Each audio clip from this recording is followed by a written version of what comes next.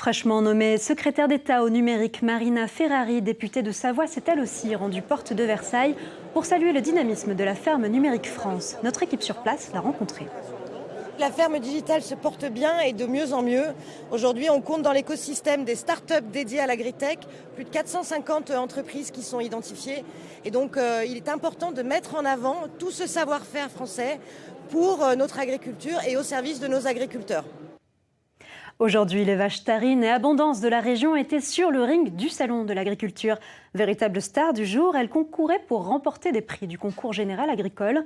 Un véritable moment clé pour les éleveurs et leurs bêtes chéries, Virginie Cook, Asdine Kebapti et Alain Galtier. Aujourd'hui, ça a vraiment été une journée riche en émotions pour les éleveurs de Savoie et de Haute-Savoie.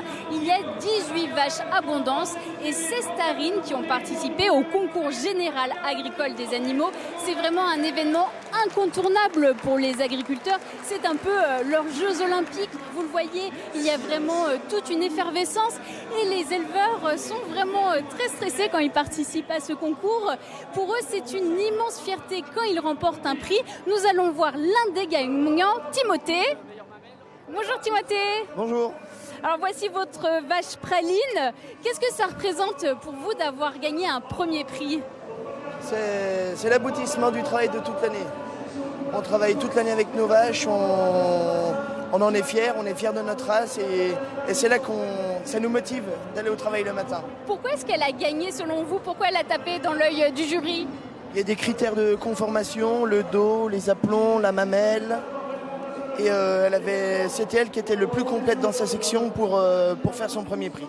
Hier, on vous avait présenté Eddy Clavel qui participe à son tout premier salon de l'agriculture. Alors Eddy, malheureusement, vous n'avez pas remporté de prix, mais qu'est-ce que vous retenez de cette expérience ?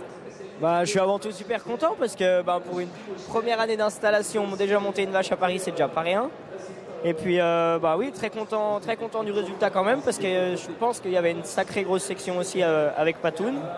Et donc ouais, quand même content du résultat parce que mine de rien, c'est sûr, on aurait toujours préféré avoir mieux, mais je me plains pas là, ouais.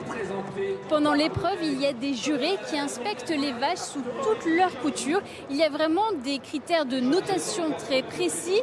Vous êtes technicien de la race Abondance. Comment est-ce qu'on note une vache ? Est-ce que c'est sur son apparence physique ou finalement la qualité de son lait ?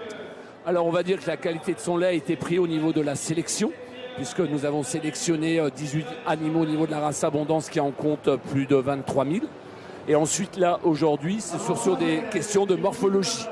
Donc principalement des questions qui permettent à une vache d'avoir une grande productivité laitière et aussi une grande longévité. Pour les vaches Tarine et Abondance, ça y est, les concours, c'est terminé. Elles vont enfin pouvoir souffler un peu, mais elles vont rester au Salon de l'Agriculture jusqu'à la fermeture dimanche pour le plus grand bonheur des visiteurs.